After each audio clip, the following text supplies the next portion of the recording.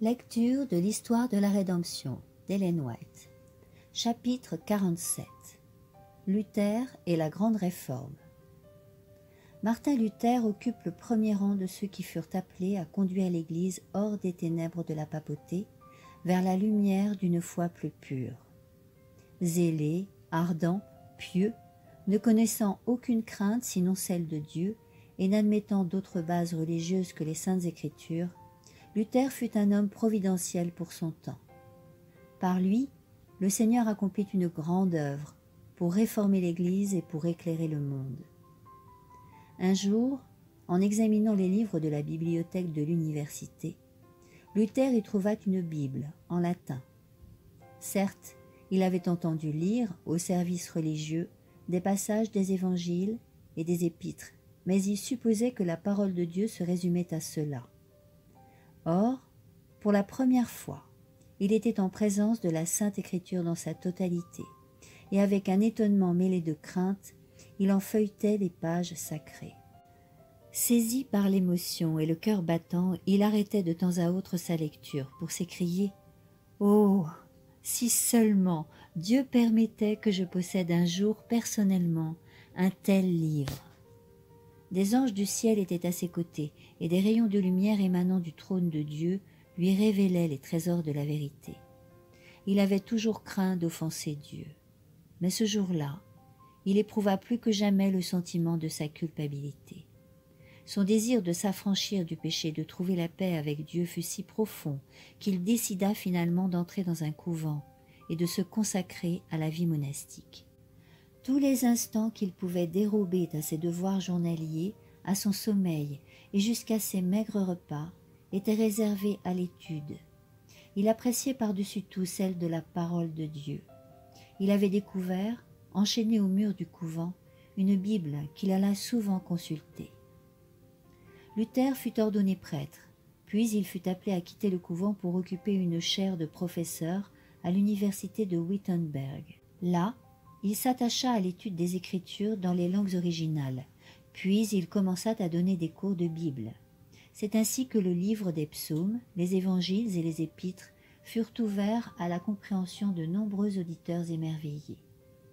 Luther expliquait les Écritures avec puissance et la grâce de Dieu reposait sur lui. Il captivait son auditoire par son éloquence. L'autorité et la clarté avec lesquelles il présentait la vérité convainquaient les esprits et son enthousiasme touchait les cœurs. Un chef de file des réformes. Il entrait dans les plans de Dieu que le brillant professeur se rendit à Rome.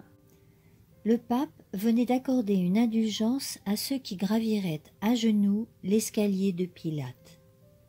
Or, tandis que Luther accomplissait à Rome cet acte de dévotion, il entendit en lui-même une voix semblable à un tonnerre qui lui disait « Le juste vivra par la foi » Romains 1,17. Alors, honteux et bouleversé, il se releva brusquement et s'éloigna. Cette parole fit toujours une profonde impression sur lui. À partir de ce jour, il comprit mieux que jamais combien il est vain de rechercher le salut par des œuvres humaines et la nécessité de se confier sans cesse dans les mérites de Jésus-Christ.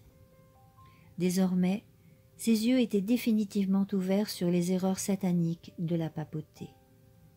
En détournant son visage de la ville de Rome, il en avait aussi détourné son cœur, et à compter de ce jour, l'abîme qui l'en séparait devait aller en s'élargissant jusqu'à la séparation complète. À son retour de la ville éternelle, Luther obtint de l'université de Wittenberg le diplôme de docteur en théologie. Il pouvait donc se consacrer mieux que par le passé à l'étude des Écritures qu'il aimait tant. Il avait fait le vœu solennel d'approfondir et de prêcher fidèlement non pas les décisions et la doctrine des papes, mais la parole de Dieu. Il n'était plus simplement moine ou professeur, mais le porte-parole, autorité du livre saint.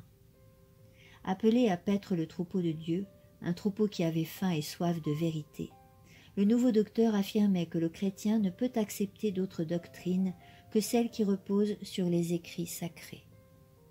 Une telle affirmation sapait les fondements mêmes de la suprématie papale et résumait le principe vital de la réforme. En tant que champion de la vérité, Luther entreprit courageusement son œuvre. Depuis la chaire, il fit entendre de solennels avertissements. Mettant en lumière le caractère odieux du péché, il enseignait que l'homme ne peut, par ses œuvres, atténuer sa culpabilité ou échapper au châtiment de Dieu. Seule la repentance et la foi en Jésus-Christ peuvent sauver le pécheur.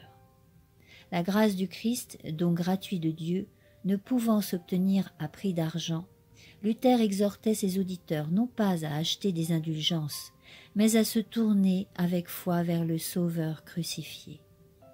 Évoquant sa douloureuse recherche du salut par des humiliations et des pénitences, il les assurait qu'il n'avait trouvé paix et joie qu'en détachant ses regards de lui-même pour les fixer sur Jésus-Christ.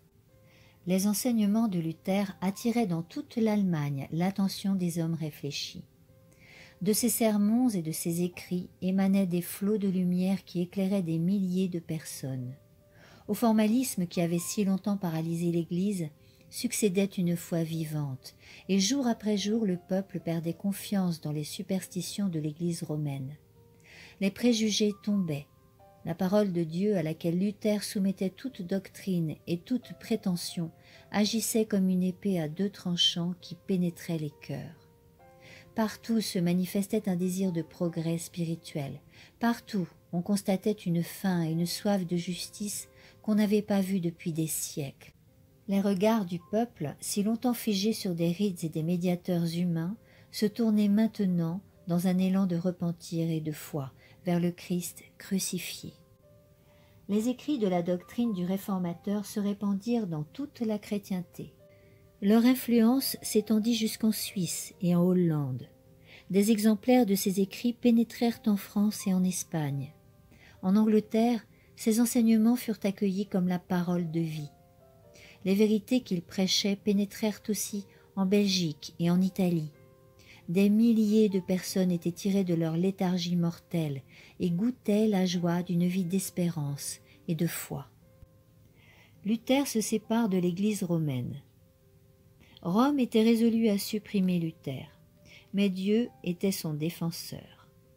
Ses enseignements étaient diffusés partout, dans les couvents, dans les chaumières, dans les châteaux des aristocrates, dans les universités et les palais des rois. Dans tous les pays, des membres de la noblesse lui prêtaient leur appui. Dans un appel adressé à l'empereur et à la noblesse de la nation allemande en faveur de la réforme de la chrétienté, Luther écrivait à propos du pape. C'est un spectacle effrayant et atroce qu'offre le chef suprême de la chrétienté, qui se vante d'être le vicaire du Christ et le successeur de saint Pierre, quand il mène une existence si pompeuse et si mondaine que sur ce point aucun roi ni aucun empereur ne peut l'atteindre ni l'égaler. Il porte une triple couronne, alors que les plus grands rois ne portent qu'une seule couronne.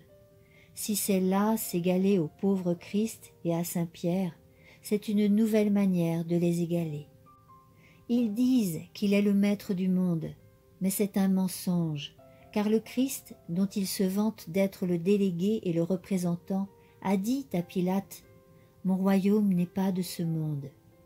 Un délégué ne peut avoir des pouvoirs plus étendus que son maître, à la noblesse chrétienne de la nation allemande. Les œuvres de Genève, 2, 94-95. Concernant les universités, il déclarait « Je crains fort que les universités ne soient les portails de l'enfer, si l'on ne s'applique pas à y expliquer la Sainte Écriture et à la graver dans le cœur des jeunes. Je ne conseille à personne de placer son enfant là où l'on n'accorde pas à la Bible la première place. Toute institution où la parole de Dieu n'est pas l'objet d'un intérêt constant est vouée à la décadence. » Cet appel, qui eut un large retentissement à travers l'Allemagne, exerça une profonde influence sur toute la population, et la nation entière en vint à se rallier aux principes de la Réforme. Brûlant du désir de se venger, les ennemis de Luther pressèrent le pape de prendre des mesures décisives contre lui. Il fut décrété que ses doctrines seraient immédiatement condamnées. 60 jours furent accordés aux réformateurs et à ses adhérents pour se rétracter, sous peine d'être excommuniés. Quand il reçut la bulle papale, Luther s'écria « Je la méprise et la flétris comme impie et mensongère. C'est le Christ lui-même qu'elle condamne. Je me réjouis d'avoir à subir de tels maux pour la meilleure des causes. Mon cœur éprouve déjà une plus grande liberté, car j'ai enfin la certitude que le pape est l'antéchrist et que son trône est celui de Satan lui-même. » Cependant, la bulle du pontife romain ne resta pas sans effet. La prison, la torture et l'épée étaient des moyens puissants pour imposer la soumission. Tout semblait indiquer que l'œuvre du réformateur touchait à son terme. Les faibles et les superstitieux tremblèrent devant les foudres papales, et bien que Luther ait bénéficié de la sympathie générale, nombreux étaient ceux qui ne se sentaient pas prêts à risquer leur vie pour la cause de la réforme.